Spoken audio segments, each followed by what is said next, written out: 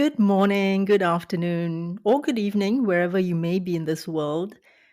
I want to share a story with you today. It's about a little boy. It happened a long time ago, but the memory is still fresh in my mind, and I just think that it's worth talking about. I was browsing in a bookshop one day in the art section when I saw this little boy of about 9 or 10. He was looking at a box of watercolors. And when his mother approached, he eagerly showed it to her, and he had such a wide smile on his face. But immediately the mother started scolding him. She said, "Why do you want to do art? Art doesn't make any money. That's stupid. You're so stupid." And she kept on telling the boy that he was stupid. I almost went to tell her off or to punch her in the face, but I didn't because I was quite stunned, to be honest. And when she walked away, the boy just quietly put back the box of paints onto the shelf.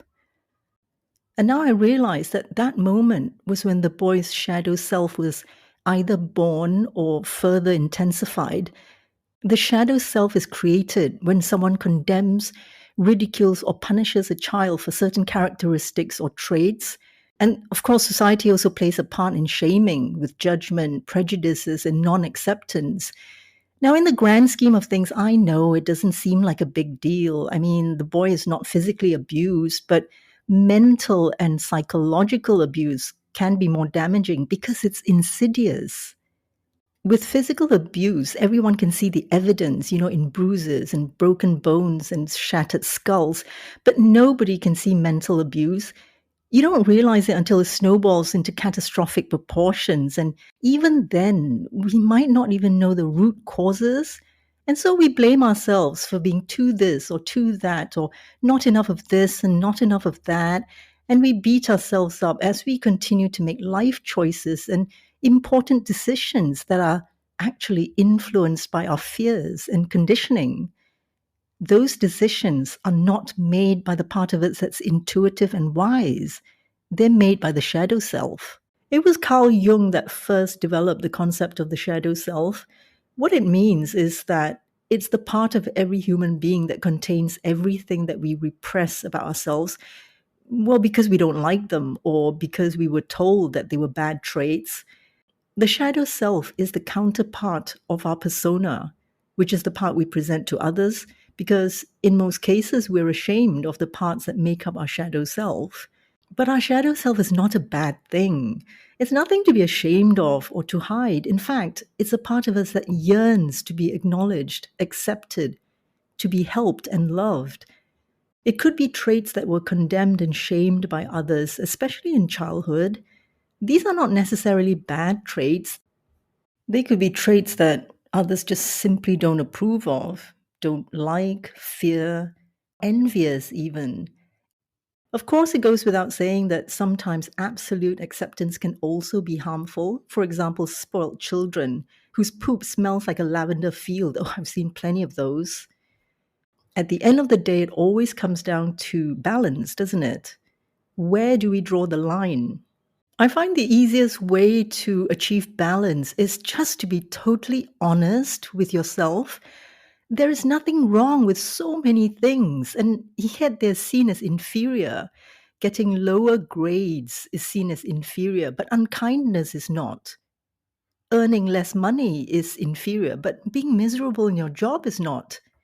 Cleaning toilets for a living is seen as inferior, but stressing out in the corporate world is not. What an upside down world we live in.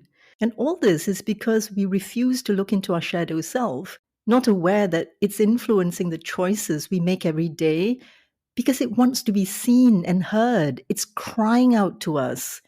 We deny it, we suppress it, and that way we go through life half lived.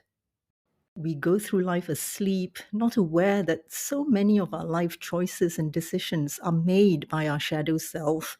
I didn't even know about the shadow self until I read countless psychology articles about it.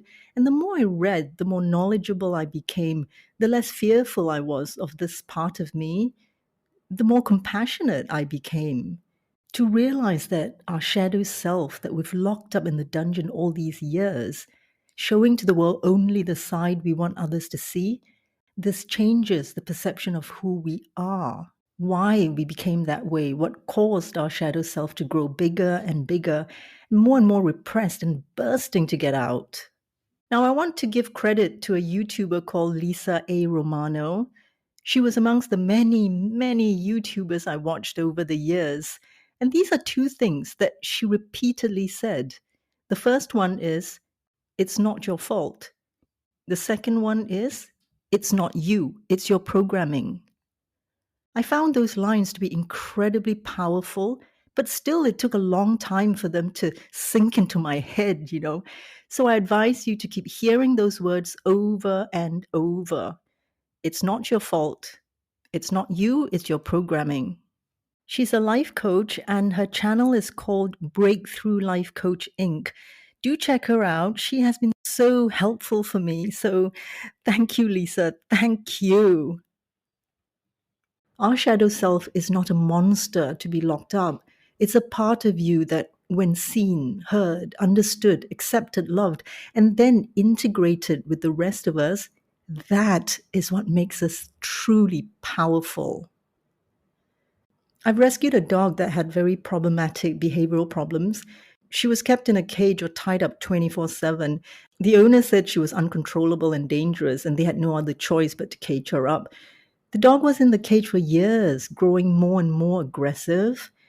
I offered to adopt her. Yes, it was hard at first. She was muzzled most of the time. Then, little by little, I discovered that she was abused as a puppy.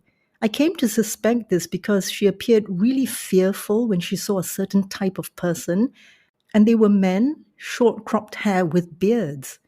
So I asked a friend of mine who fitted that description to come over every few days just to chill with us. Long story short, the dog became more relaxed and confident.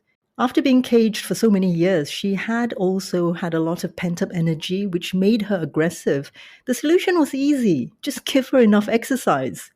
Several months later, she was a completely different dog, so loving and gentle. She's been rehomed, and her new parents have no issues with her. They say she's the best dog in the world. Our shadow self is an innocent Rottweiler that's been caged up all its life.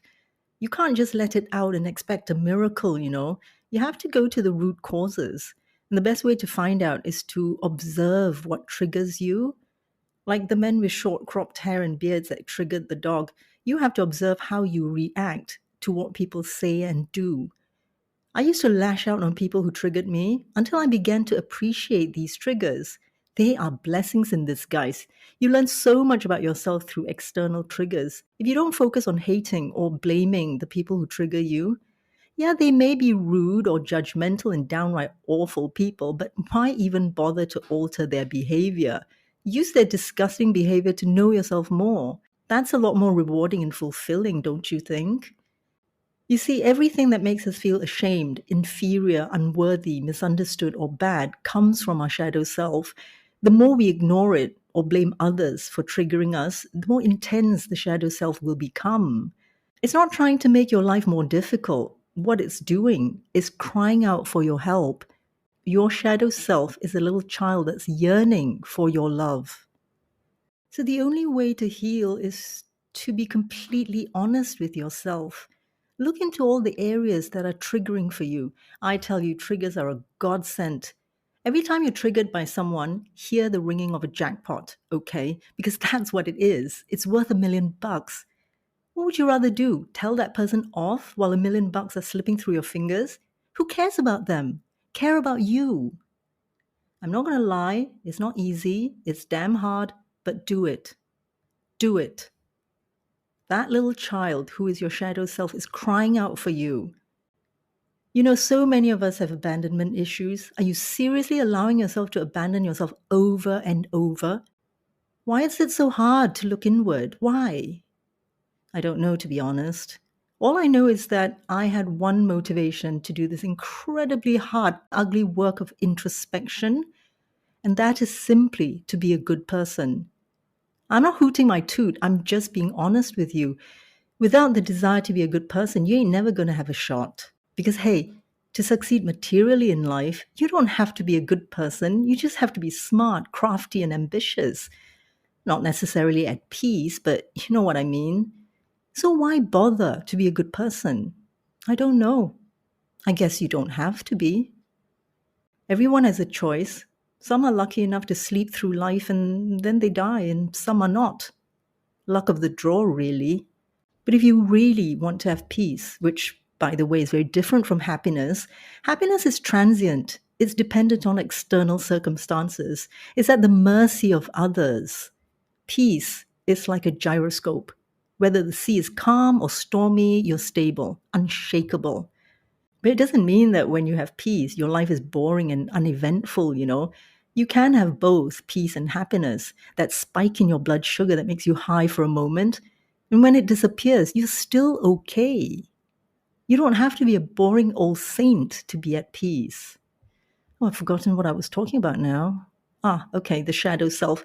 So I want you to open that creaky door down to the musty basement or the dusty attic and introduce yourself to that shadow self that's been locked up your whole life.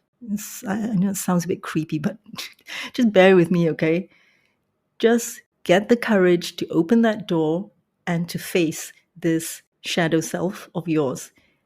Sit down with it over a cup of tea and biscuits. Hi, how are you? What? How am I? How the heavenly F do you think I am? Okay. I'm sorry. I'm sorry I ignored you and kept you in this horrible dark dungeon. Look, I'm here to make amends. I'm here to help you because I love you. Thank you for listening. If you found this helpful, please share it.